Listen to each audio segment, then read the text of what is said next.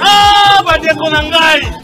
Avec atambola kana mutu lelo atamboli ye moko avec na mutu avec yango azanani et bongo mutu azanani tout est possible yango yeye tout est possible yango ezanini tout est possible eye kotalisa bino misala nini oyo bandikape basalaka handikape pasa mutu lokola yo landa ye oyeba misala nini bokasi ya nzambe tata mozalisi wa likolo na se esali te na mokolo mwa lelo toyebana kokutana lisusu na émission na biso tout est possible ntongo ya lelo tozali na esengo ya koyamba ndeko Jérémy Sanisa oyo azali alanga nzembo ndenge tolobaka na français azali musicien et chanteur. Ndeko Jérémy mbote na yo. Mbote papa. Ndeko Jérémy na kosepela yo moko omiyebisa na bolai penza. Ndeko Jérémy asalaka nini azanani yo moko omiyebisa bandeko bazolanda biso ba miyokela bango moko na matoi na bango. Oui, en tout cas, merci. Dans le moyen mingana nous papa nangai na émission na biso tout est possible. Na ko répondre na kombo ya Jérémy Sanisa basiama sirno ezalaka handicapé aza moto aza utile donc yango wana nde ezali kombo nangai naza musicien chrétien mais mingi na kati ya muziki nangai na betaka mingi bajara musique éducatif ba musique ezalaka édifiant ba musique ezalaka éduquer ya ko éduquer masse ya ngwana ezali mingi vraiment nde mbela ya genre ya musique na ngai o ngai na salaka pe à part musique naza informaticien na sala informatique donc à part musique naza aussi informaticien. Merci mingi ndeko Jérémy. En tout cas, sali mikolo ebele ndeko Jérémy amonani lisusu te na bitando bike o to bengi na français na télévision donc bref na média ndeko Jérémy abungi tant molai to ebite disparition wana ezadi na nini et pourquoi? Oui papa, oui bika na monde ngo facilité za la rater donc pour que ba faciliter aux tâches ezala vraiment difficile. On a salé vraiment beaucoup de temps dans les canaux TVT, dans les canaux médias de vie à makamura ndenge zalara ba moyen de soutien, ba membre à soutenir, puis ba makambo to kuta na rango actuel na vie donc et moi salé qui moi nasala mo batan ebele na leka na TVT na leka na média mais cette fois-ci nazali pe nazongi. Oui, ndeko Jérémy azali pe azongi mais ndeko Jérémy nalingi expliquer bandeko bazolanda biso ba oyo bakanisaka que handicapé akosa lelo côté handicapé fa lelaka kaka handicapé fa sengaka handicapé za mutu amawa sikoyo par rapport il y a musique na yo zo sala il y a par rapport à musique musique na yo en tant que personne handicapée na musique zo sala est-ce que il y a différence entre nengo zo sala musique na yo na bandeko oyo to bengi ba valide po biso pe na kwena biso nous sommes aussi des valides mais appellation wana ya bandeko valide to woloba bandeko yo baza ba non handicapé est-ce que différence ezali? Pour la différence ezate. Pourquoi? Parce que eza condition tie yango yembisaka mutu. Parce que si on a le bien handicap parce que mutu nyonso na fa bota makala handicap. Mutu nyonso za na handicap, mutu nyonso za na défaut. Donc on dirait condition. On a terme condition. Les conditions temte yembisa mutu. que vous avez moko voix on zamba pesi azana makolo normal yango pesa ka voix on zamba pesinga na on azana makolo ezana mwa kokoso. Donc différence ezana ngoti ezande batu nde bazomiye bananu te opena nu ba miyebi te ba ko mettre différence moko boy dedans. Mais différence ezate. Est-ce que mungongo ya handicapé na mungongo ya valide soki bimi na radio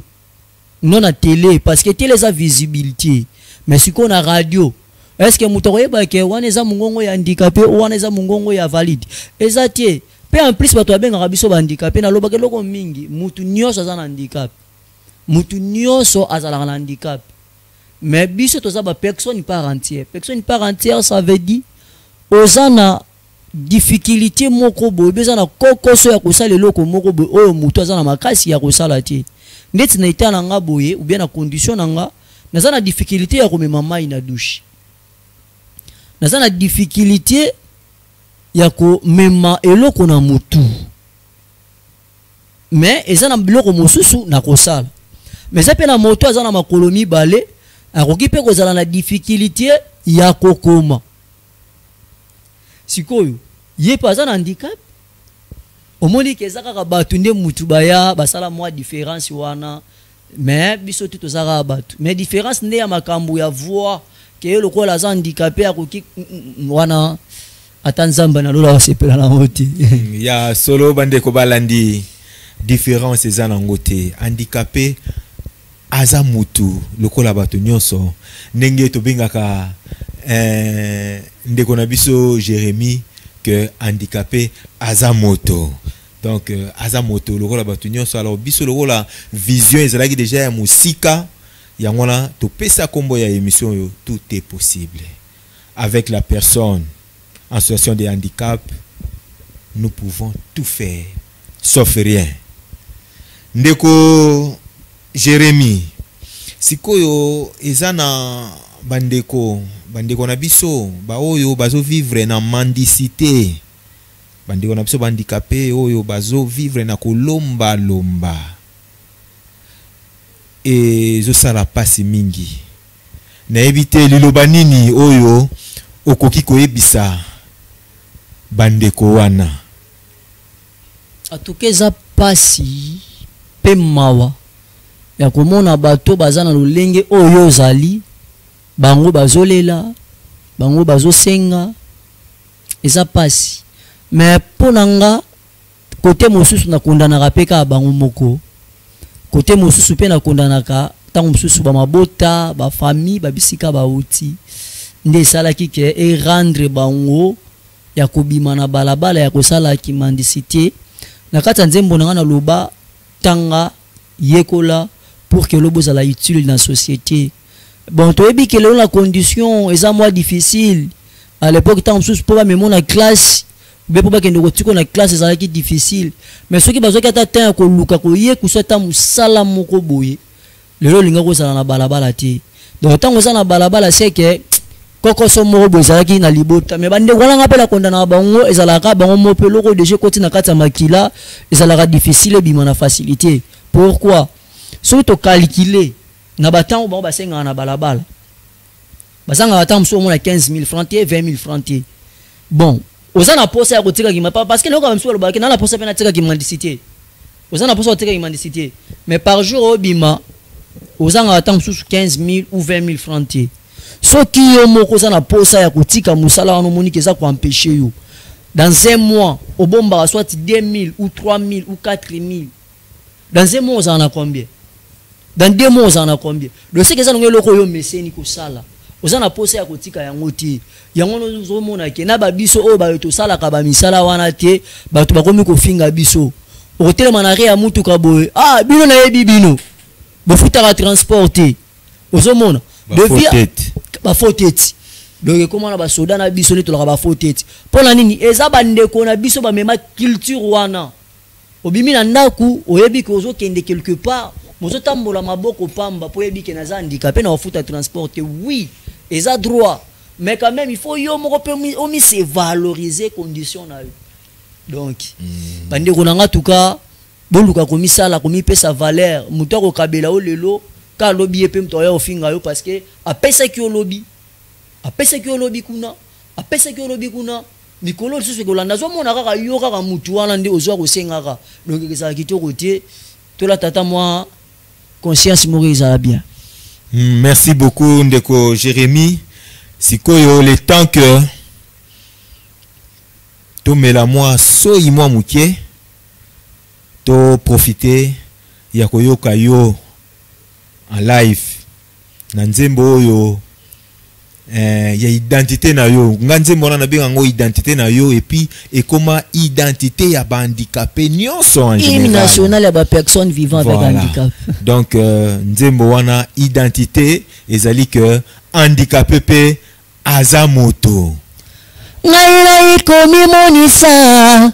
lolenge na biso ya bandikape yango nalingi na yemba na nzembo ngai na yekomi lobela condition façon na biso ya bandikape na bomba te na yemba ye handicapé azamoto azaiti handicapé azamoto yaya azandeko oyo azaiti lele koma na bafami bakoma na bango seko kabola soki baboti mwana handicapé bakomi nde konéglige lele koma na bafami bakoma na bango seko divise soki baboti mwana handicapé bakomi obombe na bachambre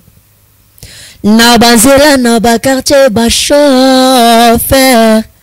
bakomisa biso lokola bato oyo bazanga tina yango nga na yimbi aza moto ye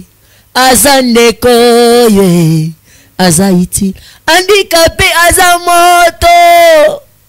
handicapé aza moto aza ndeko aza iti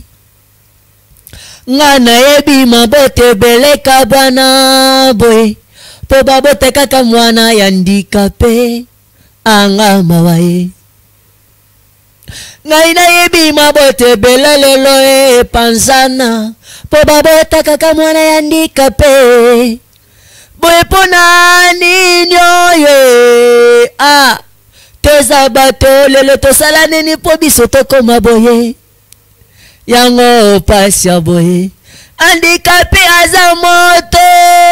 lelo komata handicapé atangi mingi azwi batitre académique ya minene na mboko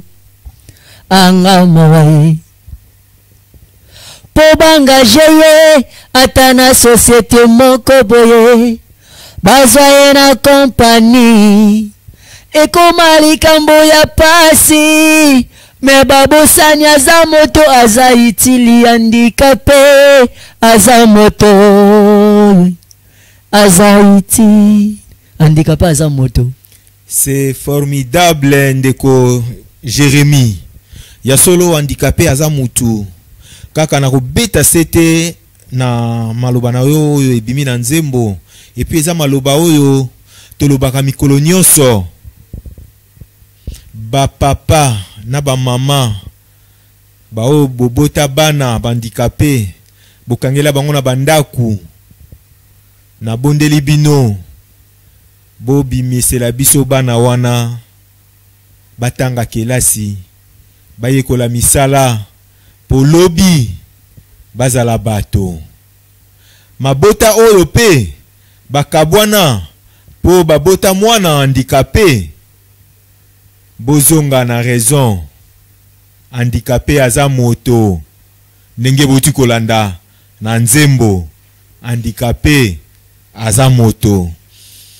Ndeko Jérémy. Oui papa.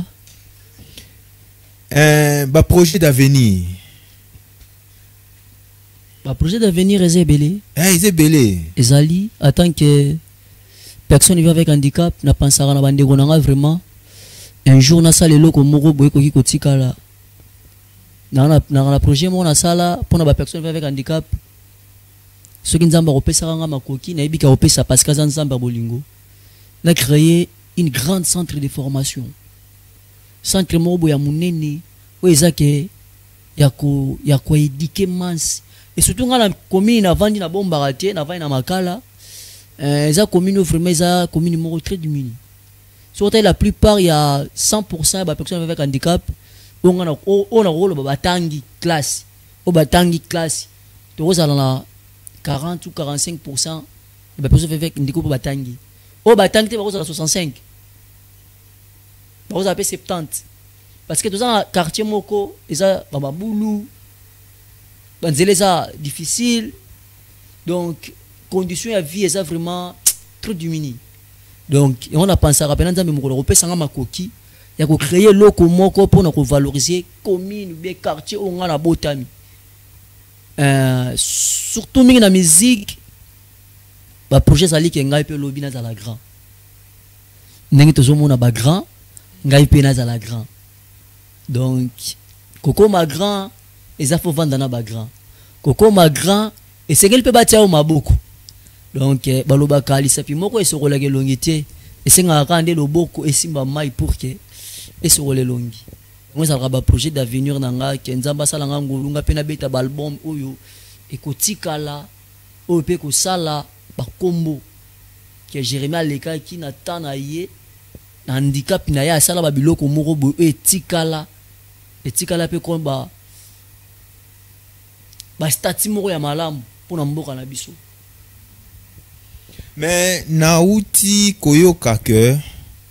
bouti ko sala featuring moko na ndeko Billy aza ndeko na biso personne atteinte d'albinisme oyo to benga communément to benga bandundu na lingala biso na français aza personne atteinte d'albinisme. Donc ndeko Jérémie bato sala featuring moko na ndeko Billy na ebité featuring ngo moi les solo mouquette et ça oui en tout cas papa Billy bisiko zali bambote belé Billy Bilonda nzamba pambola yo ezalaki facilité ya ko atteindre yo mais par la grâce de Dieu na bolingo zalaka na mona bandeko na yo tant on a proposé que tout ko boya kiti papa Billy ndima ki alobi non frère Jérémie to sala no featuring pe na moni ayaki na studio. Premier jour tu travailles qui non tu sollicité bientôt là tu aussi ça ingénieur na hotel ko bengi le lo bisinga kalata op sa biso programme pour que tu aussi ça donc ezan nzembo mo wana to yembi adoration titre nzembo za mokano nzambe ko kisama donc nzamba ko kisama mokano na ye mais à part na nzembo wana ya nzembo mo pe na yembela ki Congo titre ngo za to linga Congo mais au pena nazo marteler mingi za featuring to yembi ndeko Billy bientôt là déjà sikoyo ndeko Jérémie bandeko bazolanda biso émission na biso bandeko balanda kangoti na 8000 km balanda émission na biso sikoyo ba difficulté ni nozanango en tout cas côté ba difficulté papa en tout cas merci mingi nous marteler point wana ba difficulté za ebele parce que na ebele on est na émission on a outi na musique ebele do ba difficulté za vraiment ebele. Difficulté liboso nazana producteur ti difficulté mi balé nazana manager ti difficulté mi satu naza pe na makoki ti donc nyonso ezati à part ko yemba donc nyonso tikali wana ezati à part ko yemba nyonso ezati donc nazo bunda na ba propre effort na ngamoko na moi batu ya mitema mawa o bazanga rater ko soutenir yo ndetse studio na koti na loba mutasunyenge za yemo ingénieur papa Christian Litasi bisiko zali nzamba pambola yo na motema malamu ozola kisanga na motema bolingo ozomoni sanga tuka ozotika ngate na ba moment nyonso ya difficulté nzamba mona o papa na ebike nzamba ana okanisa yo pa kanisa yo ingénieur andimi ko zo studio na ye atikeli yo Litasi ayebani ba mari misambo ba yembaye ba mai kalambai ba yembaye ba Moïse Mbie pasteur Moïse Mbie ba yembaye do az ingénieur mo mnene na mboka na biso mais atali mo mutu moko boye o bato amona kana tina te mais pas na ya moni kana tina alobi non ya oyembo fele pe yemo ka lukelinga bato na oyemba na bango donc nzamba pambola oui ya solo ndeko Jérémie pe bandeko balandi bozolanda biso ndeko aza na ba difficulté belé à part banzembo na ye mungongo na ye o nyonso etikali eloko ezate ba oyo bosungaka bozana motema wana ya kosunga bose manifester en tout cas ekozala esengo mingi po ndeko ayeba na kokokisa ba vision na ye sikoyo ndeko Jérémie soki balingi bazwa yo ndeni. Oui, ndeko Jérémie avandi na commune ya Makala, quartier Malala, avenue Kibambi 2 numéro 18, référence paroisse Sainte-Christine. Donc ce qu'on a na paroisse Sainte-Christine au tuni ndeko Jérémie oh le biga na luka frère Jérémie handicapé yemba do retour na mutu so yebinga. À part ça sur lingo zwangai numéro na ngezali plus 243 82 761 22 30 plus 243 82 761 22 30 plus 243 82 761 22 30 wana ou contacter même na WhatsApp to solola wana ndeza numéro na ngai même ko melinga na adresse email jeremir@gmail.com au mona ngai au komelanga to solola. Merci beaucoup ba ndeko balandi mais na kosepela mingi po moni même pe na Facebook ya okomiga Jérémie Sanisa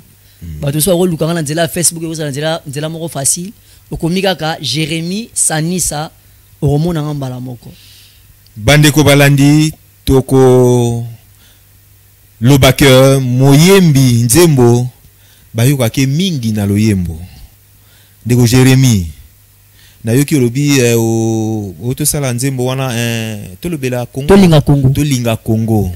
soki pe to yoki moi nzembo wana yo sala bien to linga Congo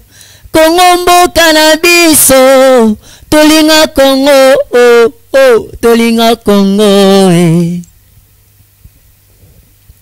soki tozana libanda mboka tokanisa tabola mboka na biso soki tozongi na Congo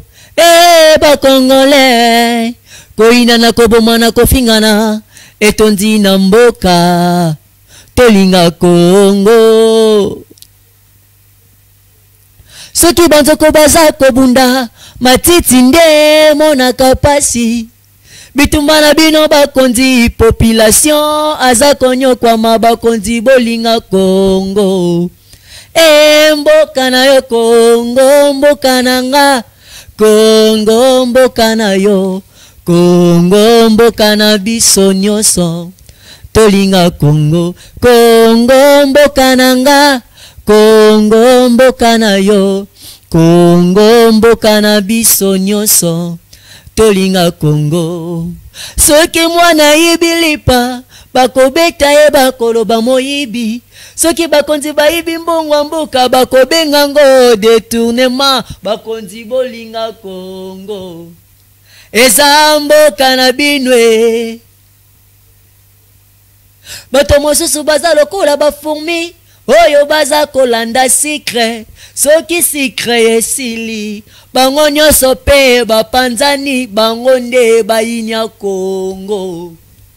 bolinga Congo donc balinga Congo likambo te biso nyonso tolinga Congo po Congo eza mboka na biso mboka moko kaka tozana yango eza Congo pe mboka oyo ezosangisa biso nyonso batu nyonso eza obele Congo ndeko Jérémie tokomi vraiment kokita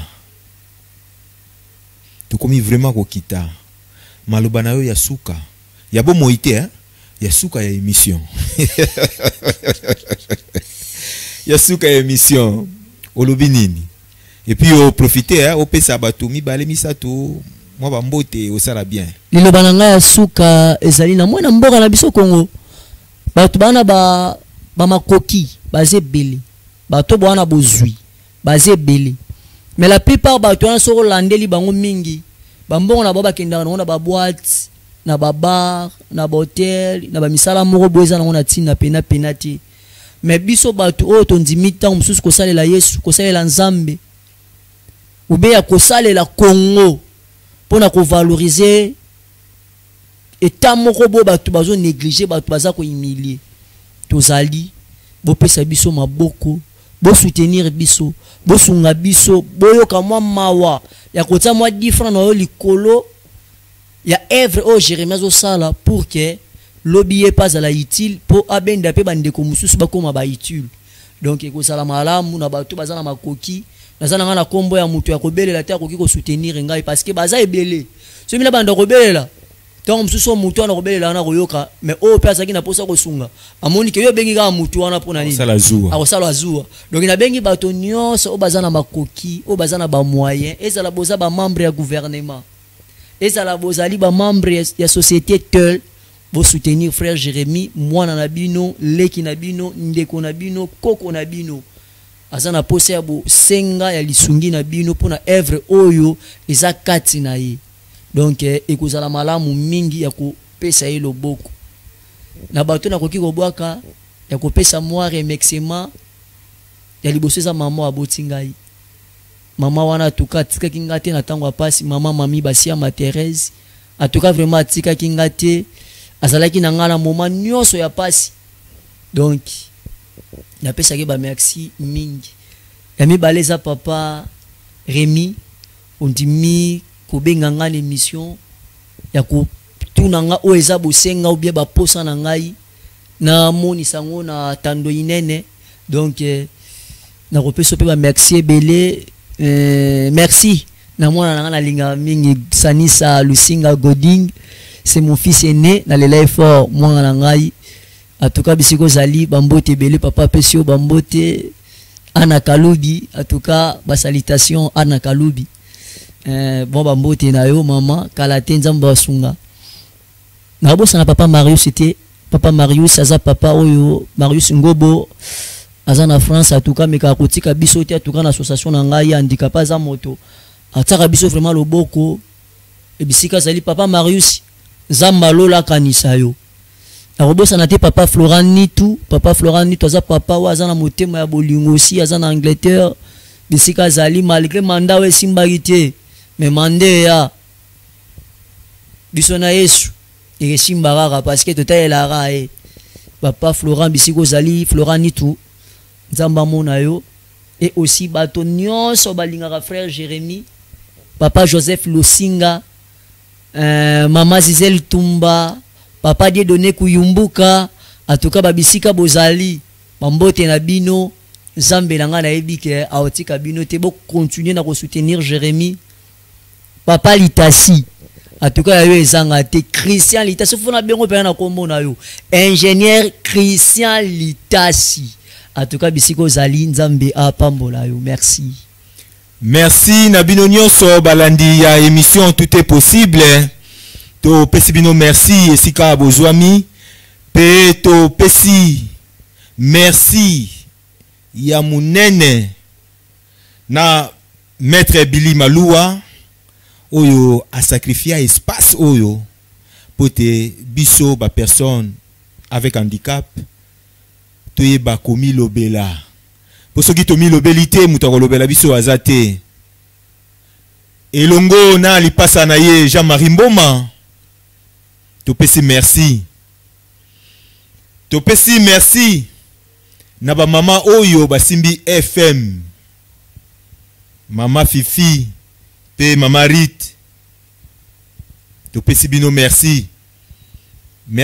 na maître Dudunganga Fujomiyalu tobosanite bakalate ozali banda Nzambe amona yo Bibi Chezenge na bosani yote mwasi azanga mbanda pe famille Miyalu Mobimba na pesi bino mbote na bengo Miki Mikael Mofe Bombo na Suisse Vicky Longomba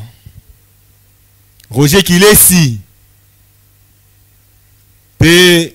Bob Kilesi na France na pesi bino mbote Pe mbote na famille Kilesi Mobimba. Léon Dekele, ami d'enfance. Na pesi yombote. Pe na pesi mbote. Na bandeko ya Anga Mobimba. Pe ba personne en situation de handicap nyonso esika bozwami. Na pesi bino mbote. Na bosanite. Fila Mumbenga, mama na Valencia. Na pesi yombote. Na bino nyonso oyo bo landi biso émission na bino yango yo tokomi mikolo ekoya. Merci na bino nyonso. Merci na ndeko Jérémy na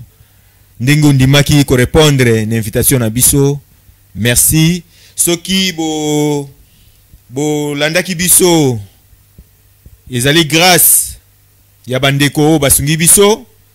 Na caméra tozalaki na Samuel na Ismaël Masongi pe na régie kuna tozalaki na DT Mouya. Merci na équipe technique Mobimba pe na FM Mobimba topesi merci. Salafete oyo atambolaka na mutu melelo atamboli ye moko likama kokamwa mama Dorcas. Ah bandeko na ngai avec atambolaka na mutu lelo atamboli ye moko avec na mutu avec yango asa nani ebongo mutu asa nani. Tout est possible yango yeye. Tout est possible yango esa nini. Tout est possible eye kotalisa bino misala nini oyo bandikape basalaka. Handicapé pasa mutu lokola yo landa ye oyeba misala nini